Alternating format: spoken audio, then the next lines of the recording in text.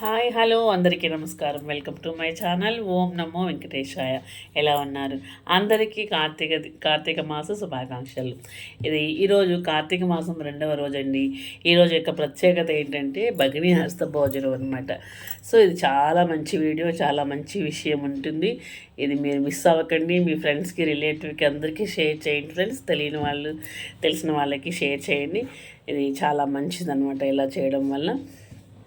ఈరోజు కార్తీక మాసం 2వ రోజు భగిని హస్త భోజనం అంటారనమాట. విధియ రోజుని భగిని హస్త భోజనం. భగిని హస్త భోజనం అంటే ఏంటి అంటే, అక్కలు, చెల్లెళ్ళు, మీ అన్నలైనా మీ తమ్ముళ్ళైనా వాళ్ళని మీ ఇంటికి రమ్మని ఆహ్వానించండి ఈరోజు. లేకపోతే మీ అన్నయ్యలు, తమ్ముళ్ళు మీరు మీ చెల్లెలింటికి, మీ అక్కింటికి ఈరోజు వస్తానని చెప్పి కాల్ చేసి ఎన్ని పనులను సరే పక్కన పెట్టేసి మీరు వాళ్ళ ఇంటికి వెళ్ళి చక్కగా మీ అక్క అయినా మీ చెల్లెలైనా చేసిన వంటని ఆమె చేతితో పెట్టించుకొని తిని చక్కగా వాళ్ళ ఆశీర్వాదం తీసుకోండి. వీలైతే కానుకలు కూడా ఇవ్వచ్చు అనమాట. సో ఇది చాలా ముఖ్యం. తప్పకుండా మీరు ఈ రోజుని, ఈ అవకాశాన్ని అందరూ కూడా వినియోగించుకోండి ఫ్రెండ్స్. ఇది నేను గత 25 ఏళ్ళుగా చేస్తున్నాను అనమాట ఈ సాంప్రదాయం. మనం రాఖీ పండుగ తెలుసు అందరికీ, ఇది చాలామందికి తెలియదు. సో నేను ప్రతి సంవత్సరం కూడా వీడియో పెడుతూనే ఉన్నాను, మళ్ళీ కూడా ఈరోజు పెడుతున్నాను అనమాట. తప్పకుండా అన్నలు, తమ్ముళ్ళు, మీ అక్కలింటికి ఈరోజు వెళ్ళండి.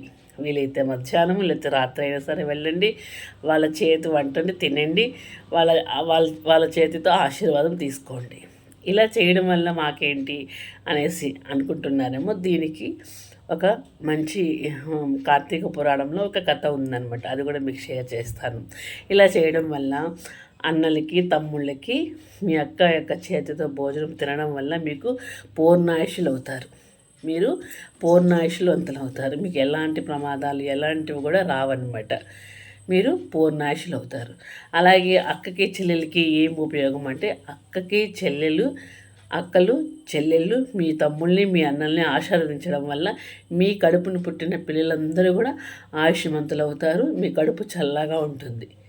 మీ కడుపు చల్లగా అంటే మీ పిల్లలు సంతోషంగా అష్టైశ్వర్యాలతో తొలుతూగుతారు. మీ అన్నలు, మీ సోదరుల్ని మీ ఇంటికి పిలిచి మీ చేతితో వంట చేసి పెట్టి, మీ చేతితో భోజనం పెట్టి వాళ్ళని చక్కగా ఆశీర్వదించండి. దీంట్లో ముఖ్యమైనది ఇదే అనమాట. కానుకలు ఇవ్వండి, ఇవ్వకపోండి, అదంత సంబంధం లేదు. మీ చేతితో వాళ్ళకి భోజనం పెట్టాలన్నమాట. చాలా ప్రత్యేకమైన రోజు ఈరోజు. తప్పకుండా అందరూ కూడా యూజ్ చేసుకోండి. తెలియని వాళ్ళకి షేర్ చేయండి. మీ ఫ్రెండ్స్ వాళ్ళకి ఈ రోజుని మిస్ చేసుకోవద్దు. సో ఓకే, కథలోకి వద్దాం. కార్తీక పురాణంలో ఉన్న కథ ఏంటంటే, యమధర్మరాజు తెలుసు కదా, యమధర్మరాజుకి చెల్లెలు యమున అనమాట. యమునాదేవి చాలాసార్లు వాళ్ళ అన్నయ్యని వాళ్ళ ఇంటికి ఆహ్వానిస్తుంది. అన్నయ్య ఒకసారి రండి, మా ఇంటికి రండి, ఒకసారి రండి అంటే యమధర్మరాజు తన విధుల్లో, తన డ్యూటీలో అనమాట బిజీగా ఉండి వెళ్ళేవారు కాదనమాట. చాలా రోజులుగా వాళ్ళ చెల్లి పిలుస్తూ ఉండేది. ఒకనొక రోజున మా సోదరి ఇలా పిలుస్తుందని చెప్పేసి వెళ్ళి చక్కగా వాళ్ళ అన్న వచ్చిన ఆనందంలో అన్ని రకాలు భోజనం, అన్ని రకాలు పంచభక్ష పరిమాణాలు అన్నీ చేసి వాళ్ళ అన్నయ్యకి కడుపు నిండాక పెట్టి చాలా తృప్తిపరిచింది అనమాట వాళ్ళ చెల్లి. నాకు చాలా సంతోషంగా ఉంది అన్నయ్య, ఈరోజు ఇప్పుడైనా నువ్వు వచ్చావు, చాలా సంతోషంగా ఉంది, ఆనందంగా ఉంది. చక్కగా కడుపు నిండా తీరని ఎంతో ప్రేమతో, ఆప్యాయతో భోజనం వడ్డించి పెట్టిందనమాట. అవన్నీ తిన్న యమధర్మరాజు, ఆహా మా చెల్లి ఎంత ప్రేమగా నాకు అన్నీ పెట్టింది అనేసి కడుపు నిండుగా తిని వాళ్ళ చెల్లిని ఆశీర్వదిస్తారనమాట. ఏమని, మా యమున నన్ను ఇంత భోజనం పెట్టి నాకు చక్కగా నువ్వు భోజనం పెట్టి నన్ను ఎంతో సంతోషపరిచావు, తృప్తిపరిచావు. అలాగే నీకు ఒక వరం ఇస్తున్నాను.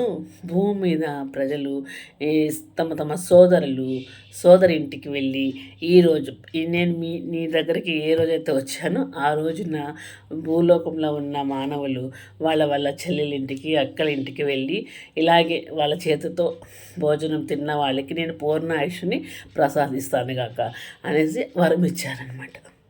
చూడండి, అది ఈరోజు కార్తీక మాస 2వ రోజు విధియ రోజు అనమాట. ఆ రోజు యమునకి యమధర్మరాజు ఇచ్చిన వరం.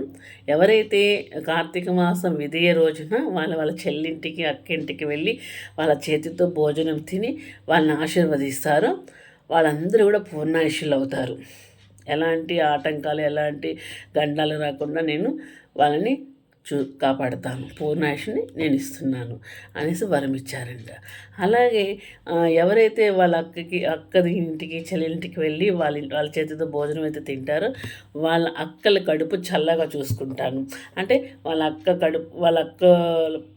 అక్కకి పుట్టిన పిల్లల్ని కావచ్చు, చెల్లెలికి పుట్టిన పిల్లలు కావచ్చు, వాళ్ళు కూడా నేను చల్లగా చూస్తాను, వాళ్ళు కూడా పూర్ణాయుషులు చేస్తాను. చల్లగా అంటే వాళ్ళ పిల్లలు కూడా చల్లగా ఉండేలాగా నేను వరమిస్తున్నాను అనేసి వరం ఇచ్చారంట. దీంట్లో ఆ 2 పాయింట్లు చాలా ఇంపార్టెంట్ అనమాట. సో ఫ్రెండ్స్, తప్పకుండా మీరు ఈ రోజుని అందరూ కూడా యూస్ చేసుకోండి, ఉపయోగించుకోండి. ఎన్ని పనులు ఉన్నా కూడా పక్కన పెట్టేసి మీ అక్కల దగ్గరికి మీ చెల్లెల దగ్గరికి వెళ్ళి వాళ్ళ చేతి భోజనం తినండి. సింపుల్, చాలా సింపుల్ అనమాట. ఈ విషయాన్ని మీ అందరికి ఫ్రెండ్స్కి అందరికీ కూడా షేర్ చేయండి, తెలియని వాళ్ళకి షేర్ చేయండి. మా ఛానల్ సబ్స్క్రైబ్ చేసుకోండి ఫ్రెండ్స్. ఇలాంటి మరిన్ని వీడియోలు మీకు షేర్ అవుతాయి. ఓకేనా ఫ్రెండ్స్? మా ఛానల్లో విజయ్ ఎపిసోడ్ అని ఒక మెగా సీరియల్ వస్తుంది, తప్పకుండా దాన్ని ఫాలో అవ్వండి, వినండి, చాలా బాగుంటుంది. ఓకేనా ఫ్రెండ్స్? Thank you. మరొక మంచి విషయంతో మీ ముందుకు వస్తాను. Thank you. ఓం నమో వెంకటేశాయ. Thank you friends.